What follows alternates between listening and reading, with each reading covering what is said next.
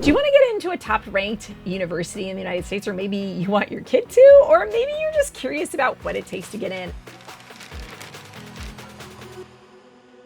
My name is Brooke, and I've been coaching people through the college admissions process, and I specialize in this sort of rarefied air of colleges and universities. I've been doing this for over a decade and a half. I'm going to share 10 of my top tips for how to get into a top 10 ranked college or university, and we're going to be giving away 50 spots to attend a free 1-hour seminar on getting into top colleges early this June. We're going to put the information in the description below this video, so make sure you check it out. The first 50 to sign up, we're going to let in for free, and if you're still interested, you can check out the link in the description below this video. Okay, don't believe that just because you're the bee's knees at your high school and you have the perfect GPA and maybe even the perfect SAT score, that you're going to get in to, a lot of these amazing schools that you're applying to. 44% of US students have an A average. There are around 4 million seniors in high school. So if we do the math, that's about 1.76 million kids with an A average. Some more numbers for you. Around 200,000 seniors are going to be in the top 5% of their school. 16,981 of those will attend an Ivy League university, approximately. And 6,750 will attend Harvard, Stanford, Princeton, or Yale. Okay, so you think about those numbers, right? 200,000 versus less than 20,000. And if you're getting really rarefied, we're looking at around 7,000. You get what I'm saying? You do not have a 50-50 shot of admission at any of these places. These 5% admit rates are real, and maybe they become 10% if everything is perfect. But they certainly are not 50%. Okay, so that's the first thing I'm going to say.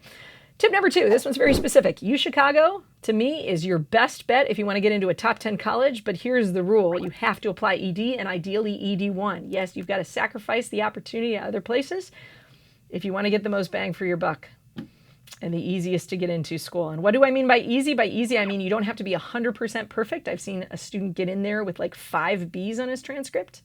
Maybe even 6. But if you got 5 Bs or something like that, you might still be able to get in, but you have to have amazing essays. They have weird, quirky essay topics. You got to have an amazing essay.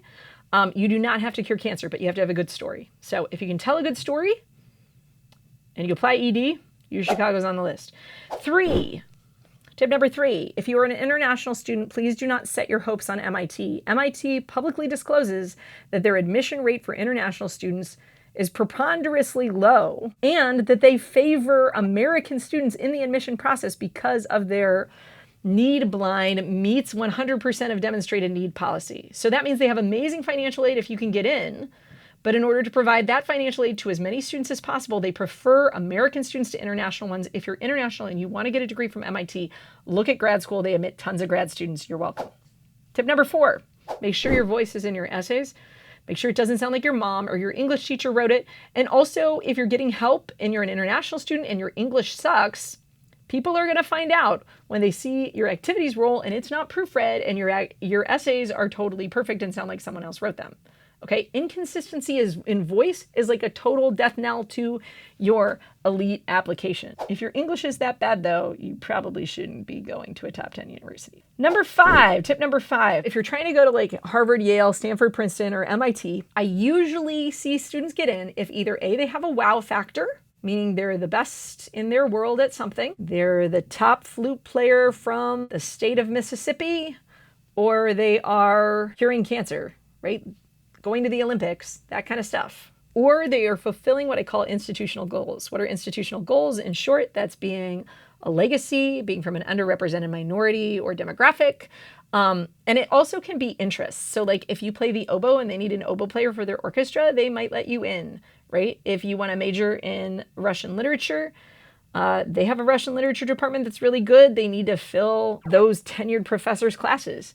And you may have a better chance of getting in. Occasionally, I do see very strong students get into these colleges as well, meaning they're captain of the debate team, captain of the student council, really stand out, but do more typical activities. And these students only typically get in if they have amazingly strong essays, amazing teacher recommendations, and usually are coming from what I call a strong pedigree, meaning they go to a feeder school or one of these high schools that's super academically qualified, good reputation, Exeter level kind of high schools. But generally, like I said, I want to see wow factor or institutional goals. That's what's getting into top colleges. So don't take it personally. It's not that you're not awesome. It's just that there's only so many spots and they don't want a billion computer science majors. Okay, my next point is overrepresented groups are always going to struggle more with admission.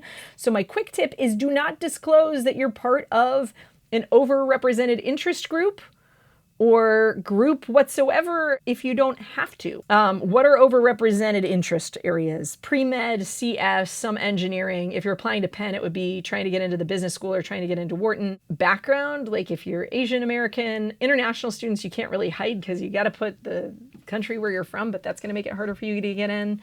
Especially if you're from Asia, if you're from an underrepresented country, right? Like Kenya, props to you. You've probably got a leg up. Number 7, ED matters quite a bit, especially at anything that's not HIPS or MIT. Harvard, Yale, Stanford, Princeton, these are really hard schools to get into, so is MIT. If you really want to play the game and up your odds of getting into a top school, your best bet is to not try to aim for one of those first, aim for something else first, and you're really going to increase your odds of getting in. Number 8, okay, let's talk test scores. I know we live in a test optional world, but trust me, a great test score is going to help you get into a top college. Applying without a test score will hurt you in most cases.